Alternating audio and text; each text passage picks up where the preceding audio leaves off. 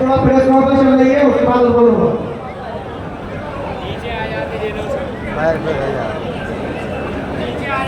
नीचे से नहीं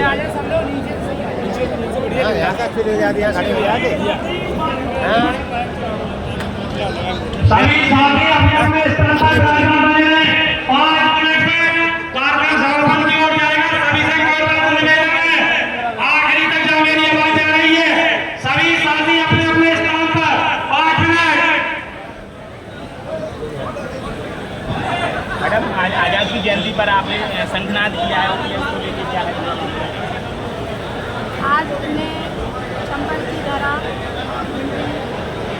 कृषि की जो तपोवन इससे तय किया है कि सरकार के जो अत्याचार वो लगातार अभी भी जारी है।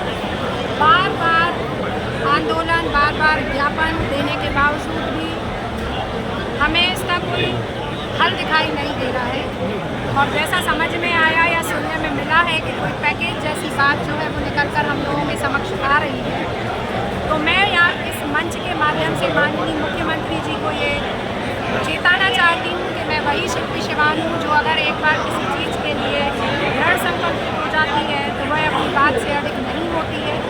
तो या तो आप एक बार बुलाकर हमसे चर्चा करें और हमें बताएं, ताकि जो हजारों की संख्या में नहीं, लाखों की संख्या में जो कर्मचारी हैं अन्य विभाग के भी जो इसका हिस्सा हैं, तो आप सबसे पहले अध्यापक संवर्ग की जो वरिष्ठता है, जिसे आपके कर्मचारियों अधिकारियों के माध्यम से उठा लिया गया है या गलत आदेश निकाल दिया गया है, तो आप उसे सही कराते हुए हमारी वरिष्ठता को देते हुए जो पुरानी पेंशन है उसे आप बहाल करें। अन्यथा की स्थिति में जो ये संघनाद है ये बहुत आगे तक जाएगा और ये आपके लिए बहुत अहित होगा।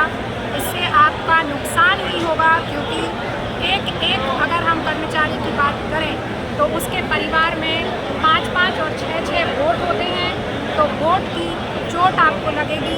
यदि इससे आपको बचना है तो जल्द से जल्द जो है रक्षाबंधन के पहले आप कोई निर्णय ले लें। अन्यथा की स्थिति में आज़ाद अध्यापक संघ अन्य संगठनों के साथ चर्चा करते हुए एक बृहद आंदोलन की रणनीति के साथ मैदान में आपने सरकार को रक्षाबंधन तक का अल्टीमेटम दिया हुआ है। अगर सरकार नहीं सुनती है आपकी, तो रक्षाबंधन के बाद क्या रणनीति है? अगर रक्षाबंधन के बाद तक हमारी बात को नहीं माना जाता है तो हम जल्दी ही अन्य संगठनों के साथ चर्चा करके, अन्य कर्मचारी संगठनों के साथ बात करके हम आंदोलन की ओर आगे बढ़ेंगे। आपने कई वक्ताओं ने इस बात को भी कहा है कि जो पहले कांग्रेस जो है वो देखती रही, बीजेपी ने NPS लागू कर दी, तो क्या दोनों ही संगठनों का विरोध है, तो क्या इस बार किसी तीसरी पार्टी को वोट कर सकते हैं? बिल्कुल, यदि हमें ऐसा समझ में आएगा, कर्मचारी हित जहाँ होगा, जो सरकार कर्मचारियों के हित के लिए आगे आएगी, कर्मचारी अब उसकी तरफ जाएगा। क्योंकि शोषण होते होते 1 साल नहीं, 2 साल नहीं, इस सरकार को तो देखते देखते हुए हमें 20 साल हो ही चुके हैं। कई सारे ऐसे कर्मचारी हैं जो इस साल या इससे पहले रिटायर हो चुके हैं, इन लोगों को क्या लाभ दिलाने वाले हैं?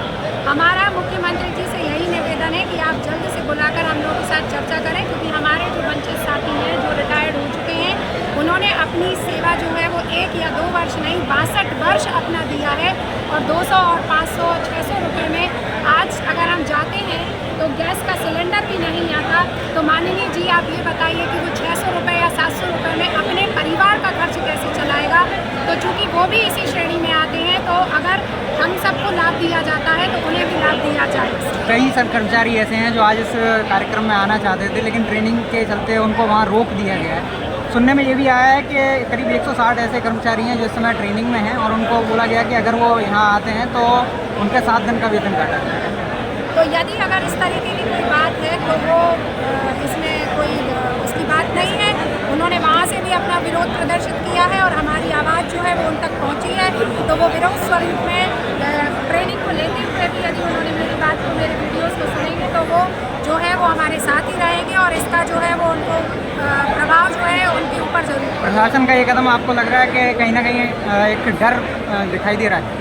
हाँ, डर तो है ही। शिल्पी शिवान से तो वैसे ही मुख्यमंत्री जी डरते हैं। मैं तो कहूँगी, खुला कहूँगी आपके माध्यम से कि वो डरते हैं, तभी तो सब संगठनों के प्रांताध्यक्षों को बुलाते हैं और शिल्पी शिवान को नहीं बुलाते।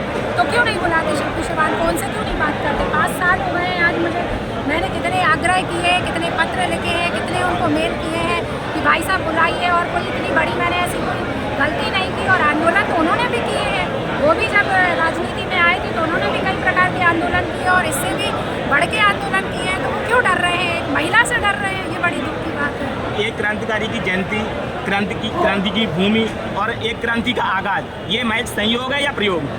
नहीं, ये एक संयोग ही कहूँगी मैं इसको।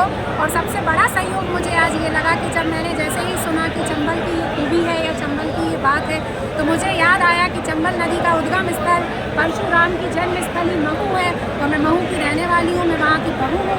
और यदि वहाँ सहज और सरल रूप में चंबल रहती है और यहाँ आके अगर वो एक विकराल रूप लेती है, एक कर्म वीरों की भूमि बन जाती है, ये चंबल नदी का पानी पीने के बाद अगर होता है, तो मैंने खुद महसूस किया है। तो ये एक संयोग है।